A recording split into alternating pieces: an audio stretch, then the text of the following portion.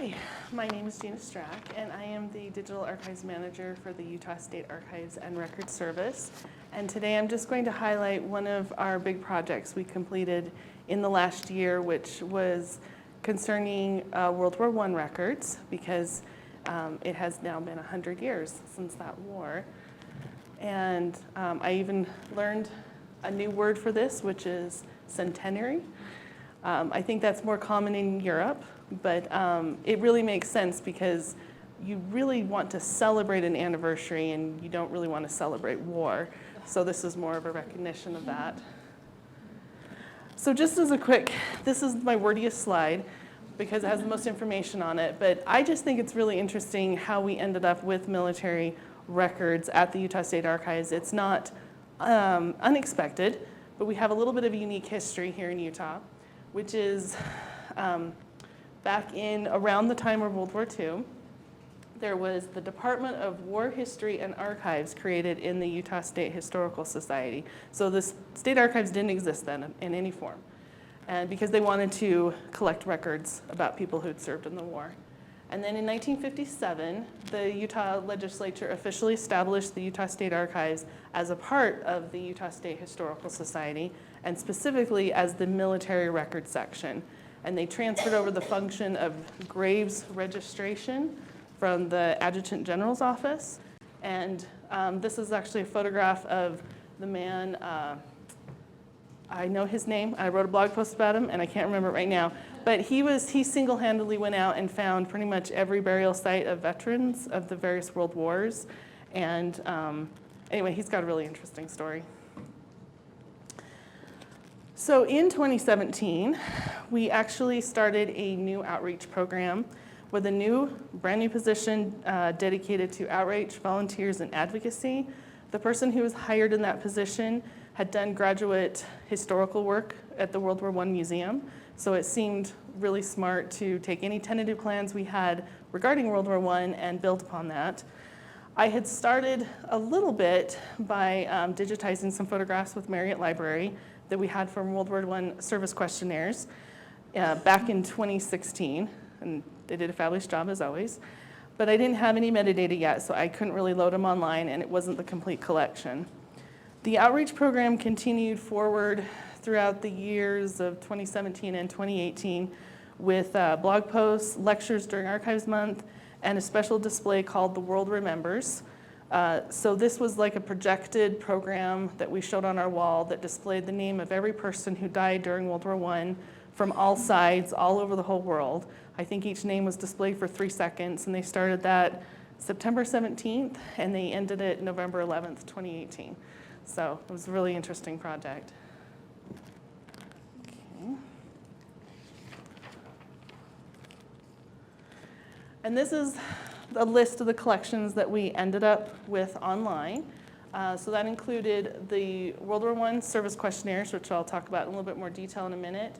World War I draft board registers, so these were county records that were kept as people registered for the draft.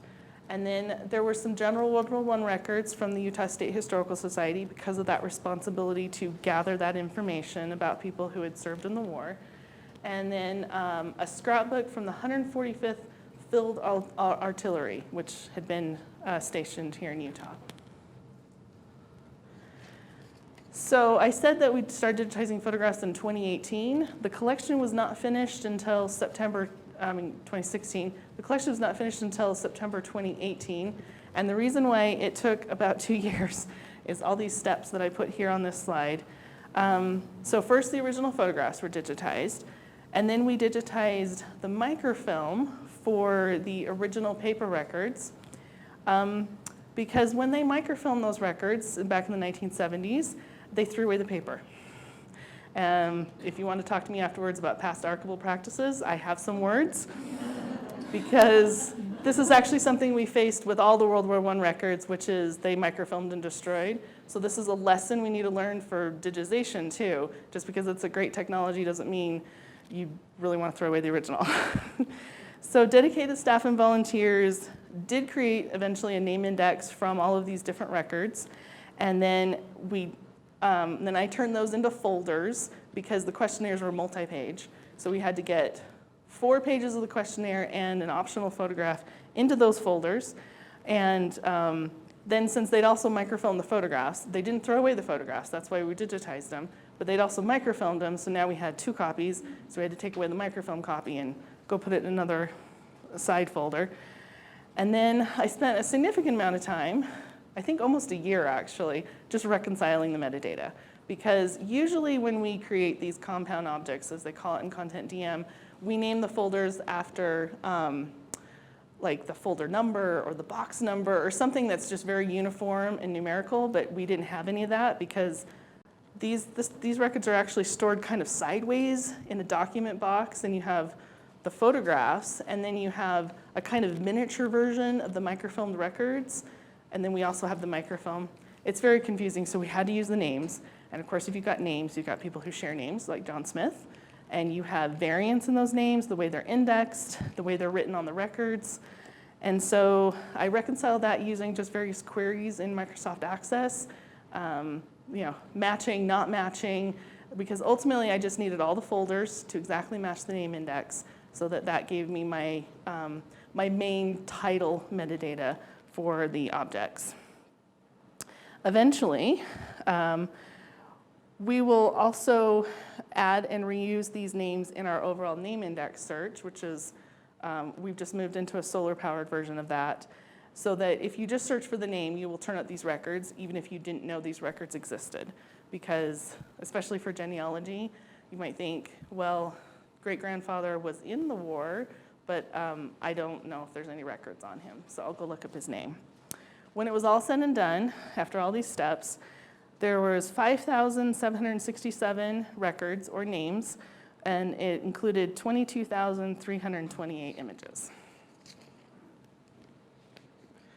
All right, and that's pretty much all I have. Here's, gray on gray probably doesn't turn out, but if you just go to our website and click on the digital archives, there is a special landing page for World War I where you can search all the World War I's all at once if there's a keyword that would show up in all of them.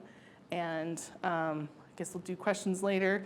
But I also wanted to show this slide because this is my favorite photograph that I found accidentally because of that cute little kid there sharing the uniform. So yeah, I think that's it.